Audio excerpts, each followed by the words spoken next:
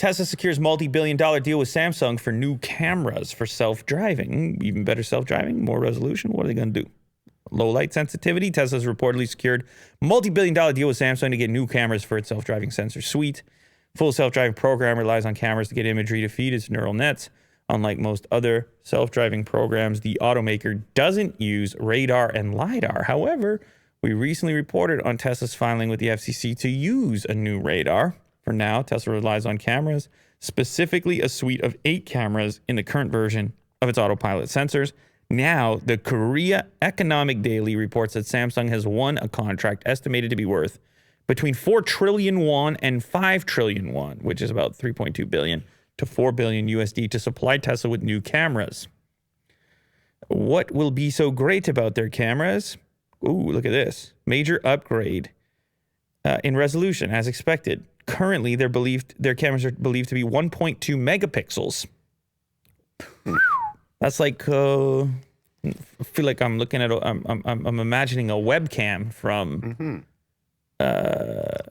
one of those old school Logitech 99 or 2002 or something. 1.2 megapixels, or even smartphones at one point in time. 1.2 megapixels. Over the next few years, Samsung will be supplying its latest camera modules to be installed in Tesla's Model 3 sedan, S sedan, X SUV, and Model Y crossover, as well as electric trucks such as the Cybertruck and Tesla Semi. Sources said that means a big deal for them. Bunch of billions, and obviously things continue to go well for Tesla. It goes well for Samsung as well. Samsung doesn't mind supplying you.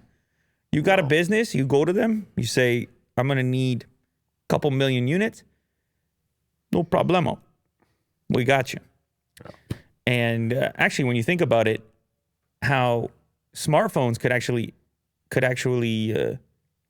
be useful, like the development and the rapid progression of smartphones and smartphone engineering to shrink down these sensor sizes means that even in a vehicle where you're trying to hide like 8 of them, we're probably in a phase now where you could replace those 1.2 megapixel sensors with something way higher resolution in the exact same footprint without like redesigning all that much. I'm just imagining.